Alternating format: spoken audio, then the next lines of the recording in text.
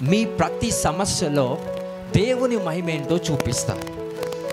తాగి తాగి తాగి తాగి లివర్ పాడైంది, ఏంటో మహిమ, ఏముండదు మహిమ, మహిమ ఏముండదు.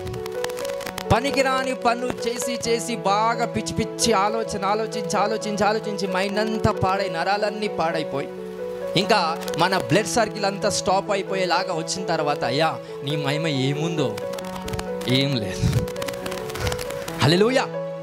వాళ్ళని తిట్టి వీళ్ళని తిట్టి, వాళ్ళ మీద కోపం చూపిస్తూ, వాళ్ళ మీద చెడు అభిప్రాయం పెట్టుకొని తిట్టి, కోపంతో తిట్టి మన హృదయంలో వచ్చిన ప్రాబ్లమ్స్, రకరకాల డిఫెక్ట్స్ని మన శరీరంలో తీసుకొస్తుంది. అయ్యా దీంట్లో ఏ మహిమ ఉందో, ఏ మహిమ లేదు. ఎక్కడుంటుందండి మహిమ?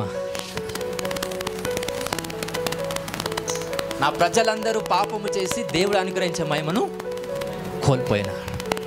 They lose the glory because of sin, because of the things that is not of God.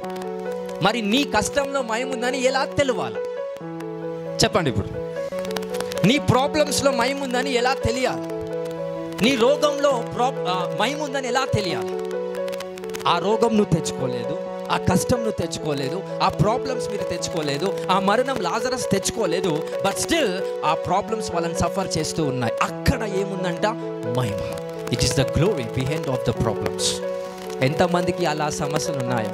నేను బాగానే ఉన్నానన్నా, నేను ప్రేయర్ఫుల్గానే ఉన్నాను, అందరినీ ప్రేమిస్తున్నా, నా ఆలోచన విధానం సరిగ్గా ఉంది, నా హృదయం దేవుణ్ణి ఆనందింపజేసేలాగా ఉంది, బట్ నాకు ప్రాబ్లమ్స్ వస్తున్నాయి. Don't worry regarding that. నీ సమస్యలోకించి దేవుడు ఏం వెలక్కి తీస్తాడు? మహిమ. ఈ మహిమ ఎంతమంది జీవితాల్లో ప్రత్యక్షపరచబడబోతుందో దాని విషయంలో అందరిపైన అనాయింటింగ్ రిలీజ్ చేయబడును గాక. Let this oil pour upon you. Hallelujah. Hallelujah.